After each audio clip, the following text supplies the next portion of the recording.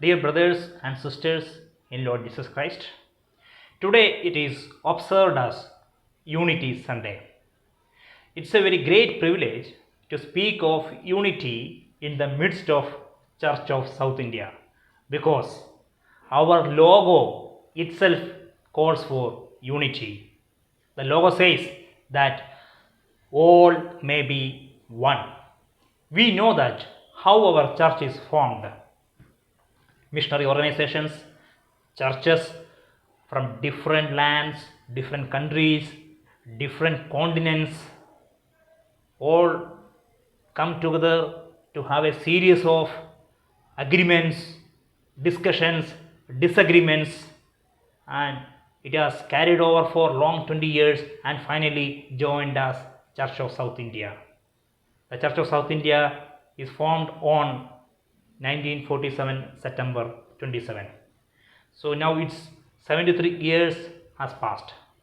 When we look back to this current situation, are we really carrying the spirit of unity where our church fathers had carried? Do we have real unity in our church? Very sorry to say that I have seen the CSI churches in Kerala, in Karnataka, and in North India and different parts of our nations. But what we can see that we all made our own barriers, barriers of caste, barriers of religion, barriers of community, barriers of race. Some say that I belong to upper class community, I belong to lower class community, I am from the lineage of the Saint Thomas, I am from belong to the so and so family. Finally we all made our own barriers and disunity among all over. I would like to speak of 3 points on this unity. First, we want to know that why we need unity.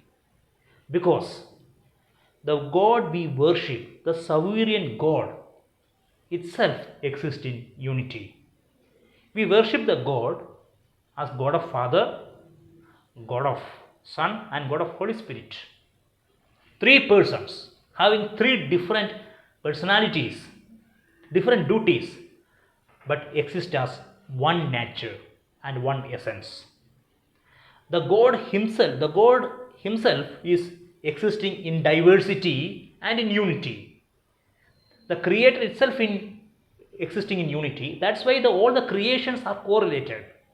Environment science is related to chemistry, chemistry is related to medical science, and medical science is related to engineering. Everything is correlated because the Creator itself is correlated.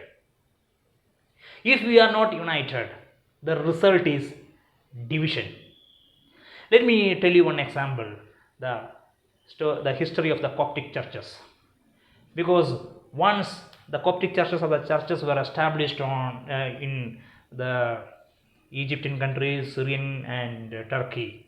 Once it was a very major and popular church in these countries.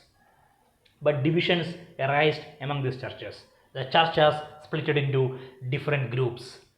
And you know what happened? One group joined with the Islam community to get the support. And this Islam community is looking for an advantage.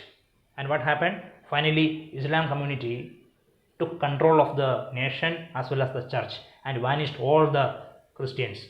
And all the churches are converted to mosque. If we are not united, if we are not become as a one body, the result is division.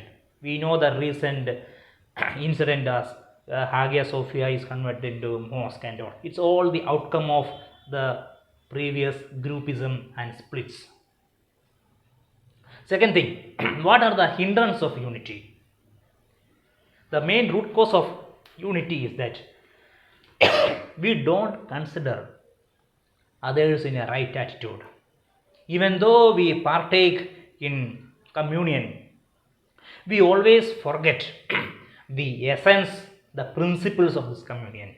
What does the communion mean? It's not that the bread and wine is transforming or transmutating to the blood and the body. It's not that. The Bible teaches that is the core relationship between believers. Is the core relation between one among us. As how the body, the bread represents the body, that means it declares us that we are all one body and one blood in Lord Jesus Christ. How the different parts of our body are united as a one body, like that as a members of the church we are being united as a one family, and one family to Christ. There is a unity among us and unity towards God. The two things are happening in the communion. That's why the communion itself says that come as a union. But we divide among us. Even though we take communion, we don't follow the essence and principles on that. And one more, well, let me tell you, when I was in Noida, it's one of a city in Uttar Pradesh, what happened that one of my one of my friend, he was a very active among one of the evangelical organization. One day he and his family went outside to have dinner, and when he came back, what he saw that his church has been breached, his house is breached by some thieves, and there was a robbery took place. But the people who were non-believers who were just around 5 kilometers adjacent to the nearest to that home, nobody has came back. But the church where he belongs, it's the Delhi. It's around 50 kilometers from there, and there are some church members who stayed around in Gurgaon. That's also around 80 kilometers from his place. On very night, they all came together for their help. But what we can see in our church, we lost the brotherly love. In the letter of 1 John itself says that how can a person love a unseen God if he don't love the brother who is nearby him?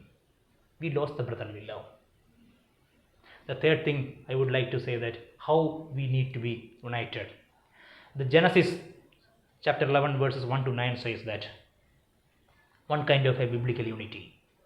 The people at the Babel, they started to make a tower. Before that, if you read that portion, we know that they found how to make bricks, hot bricks. So once they got the technology, their intention was to make a tower which reaches up to heaven so that they can replace God as themselves. So always we think that whenever the God has given the wisdom to invent a technology, but the technology that people use to equalize themselves with God. Let me tell you what happened that. Because their intention was to equalize with God, and they should have the portion, if you read, we all know that they should have one language, one culture and one kingdom, where the majority dominates the minority. Any unity without God leads to destruction, leads to division, leads to oppression. That's why God split it among them. Any unity, if God is not there, that leads to only division. Let's look at another example in the books of Acts, the chapter 2, where the apostles all came together, and even though the apostles are from they are poor, powerless. They are not from a very known family, or they are in a humble beginning they have started. And people from other races, other religion, other countries are also came together. These apostles have the humble heart to accept all. And this unity, the day of Pentecostal, is another example of unity. This unity is entirely different from the former one because there was a Holy Spirit intervention was there. And what's the result? The people joined there, they repented, and they received the grace of salvation. My dear brothers and sisters in Christ, the church started from there, and by the intervention of Holy Spirit continued throughout this 2000 years. To have unity, we should have the Holy Spirit intervention. It's a time for us to recall on the day of Pentecost. We should have the Holy Spirit intervention. We should reconcile ourselves. We should reconcile among ourselves, and we should reconcile with God. Let Holy Spirit help us and guide us. Amen.